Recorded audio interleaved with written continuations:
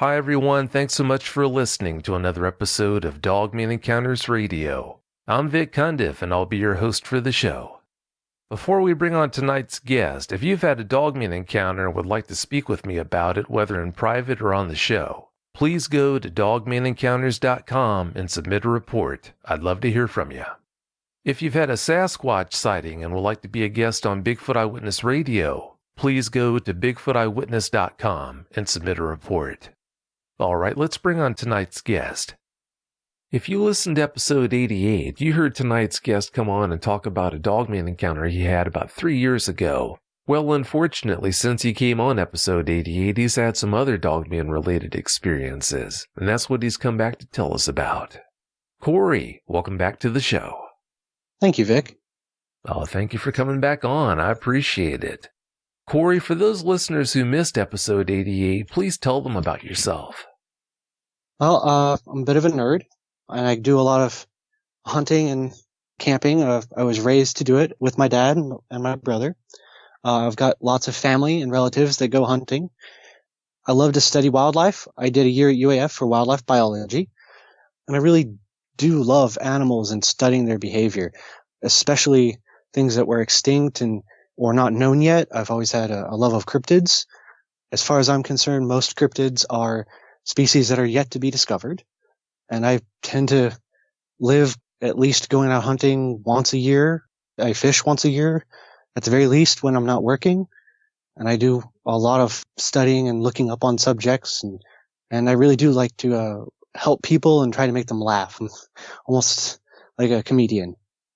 Since you live right in the middle of Alaska, I'm sure there's no shortage of things for you to get into, so it's no wonder you have so many interests.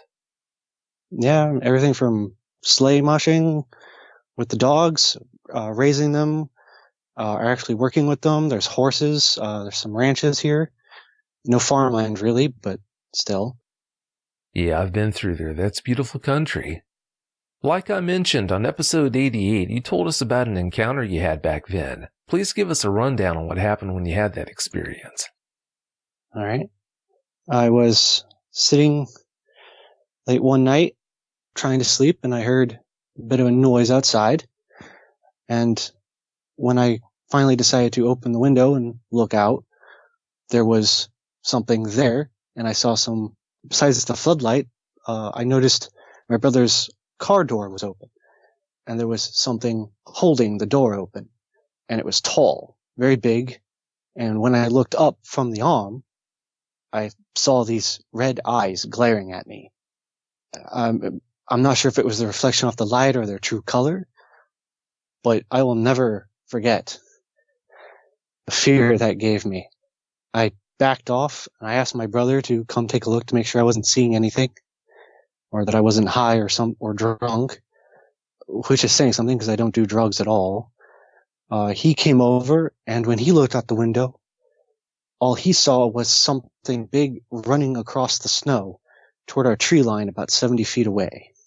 And it made that leap, that movement, in about 5 or 6 seconds. It was big. I got enough of a view to know something was there. And we did find some tracks in the snow, but they weren't defined. So if we took pictures, someone might say they were moose or bear anyway. It's funny, even though that episode was about 3 years ago when we recorded it, it still seems like almost yesterday when we did that. Yeah, time flies. And some things stick with you forever. Yes, they do. Yes, they do. Especially an experience like that. From what I understand, you think a dogman or dogmen might be moving through your area on a seasonal basis. What more can you tell us about that? Well, yes. It appears every fall, late August, early September, when things start to go really dark and the snow starts to come down.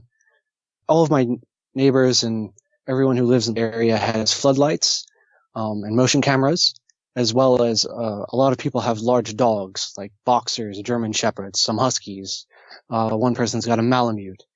There's actually someone who has a licensed half wolf across the slough, about half a mile away from me. And they tend to go off and start barking almost in a chain a couple of nights a week. and you can hear them as they go, and it almost as if the floodlights are following those barking, but no one sees anything.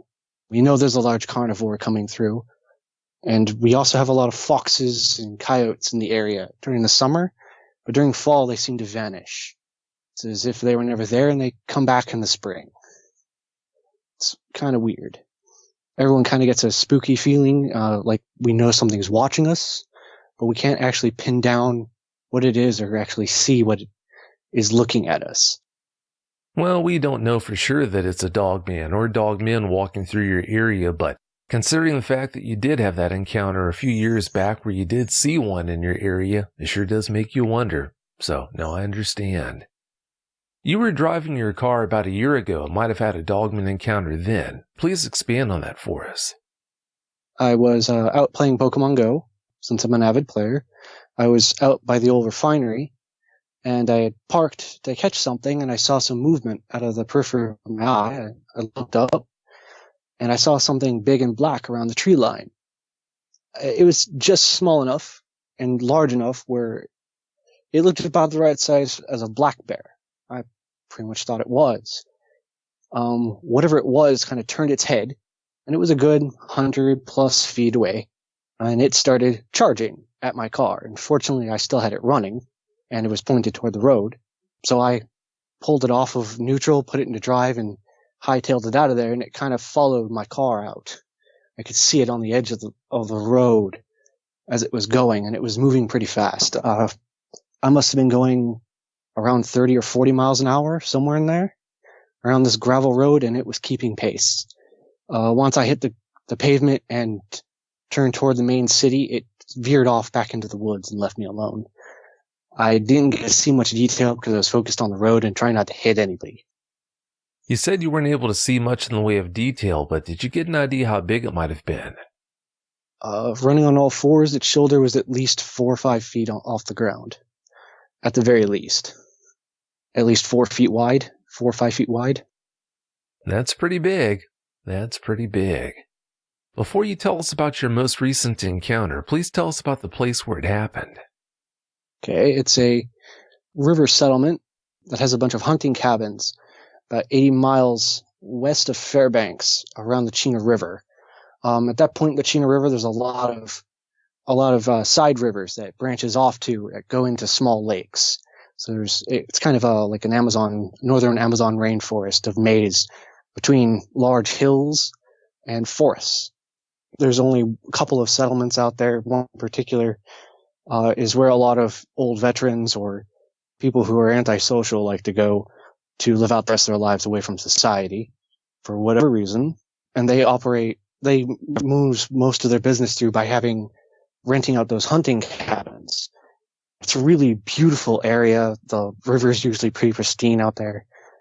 Everything's nice and clean. There's no carbon dioxide pollution or anything like that. And you can see a lot of wildlife. It really is a nice place. You wouldn't think anything malicious would be out to get you there or might be a super danger. It looks really peaceful. It sounds like a beautiful place.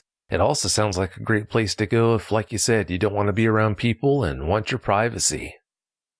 All right, Corey, please tell us about your encounter now. Give us every last detail that comes to mind. All right. I was headed up with my uncle, who came up to visit me for the first time in 5 years, and he said he wanted to go moose hunting. So we set up an area. He found some cabins that would be out, and he said he wanted to go for the weekend with me.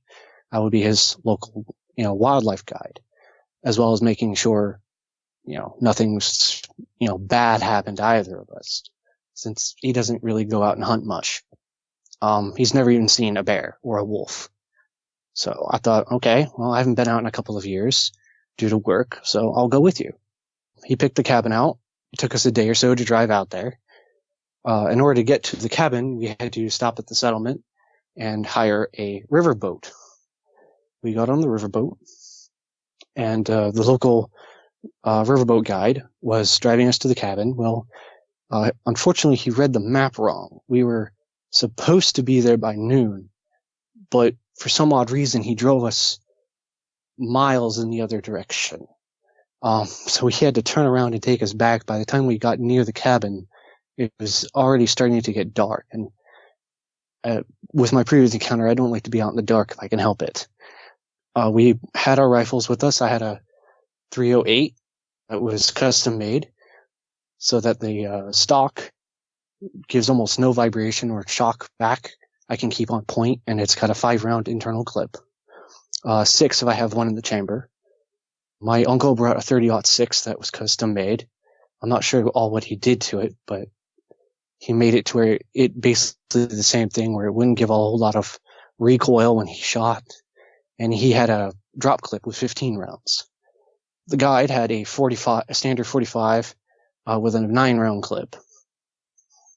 We had just gotten to where the cabin was. It was a good 50 feet away, and we parked the boat. The guide and I got out of the boat along with my uncle. The guide and I started to pull the boat up and pull it ashore to make sure the river didn't drag it away.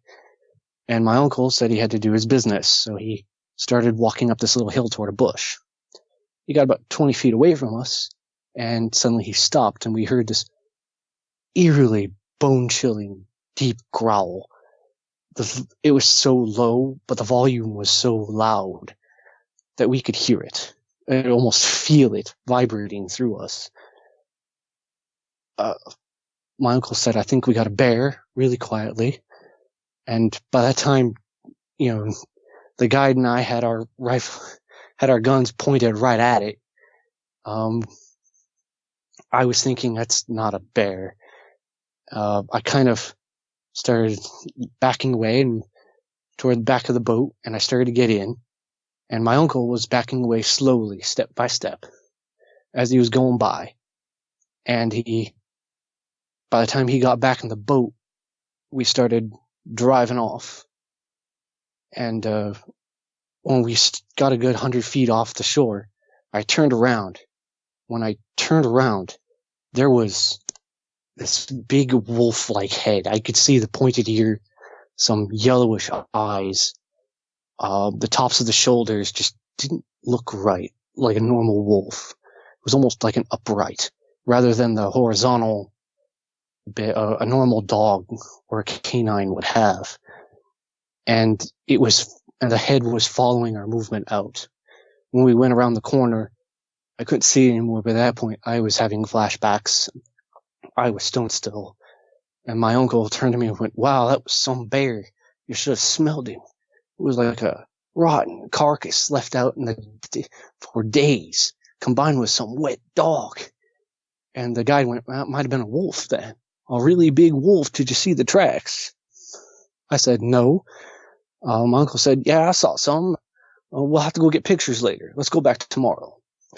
I didn't want to do that, but my uncle being super stubborn, we ended up staying in the car that night.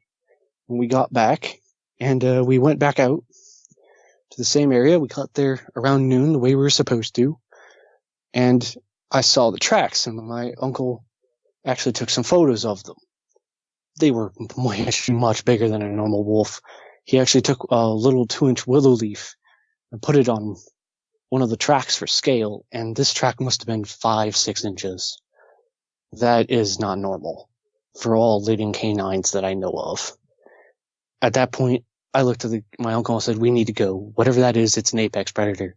We're in its territory." And my uncle kind of agreed, because he saw, when he went back to the spot where he encountered it, he found a pile of poop.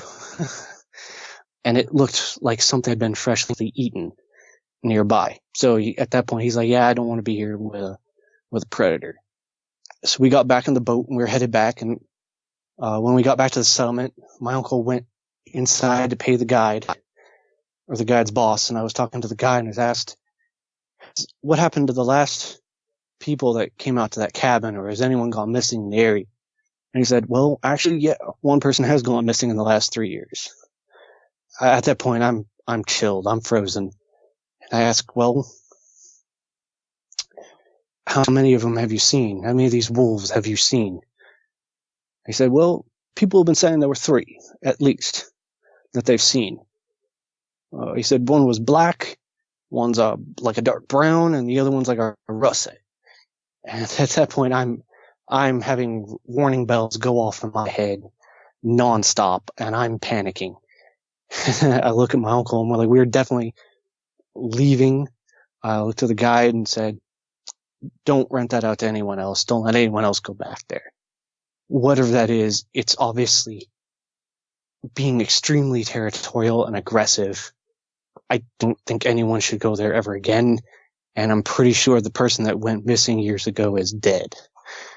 They couldn't find a body, and it's been years. I asked him what happened to the cabin. He said there were some damages, like part of the door had been ripped, but it was still like hanging ajar. The damage was inside the cabin. There was blood, no body. Yeah. So I told him again, don't let anyone rent that out. Don't go back there. Go to one of the near cabins and hope that they don't go into that area. And definitely don't come back into the settlement if they do at all. He goes, no, there's a big grizzly in the, around the settlement. They tend to not come back here. I went, okay. That was the last conversation I had with him. I got in the car with my uncle and we were driving back, and he said, wow, I actually got to see a black bear. That was cool. I said, well, I asked him, how much did you see?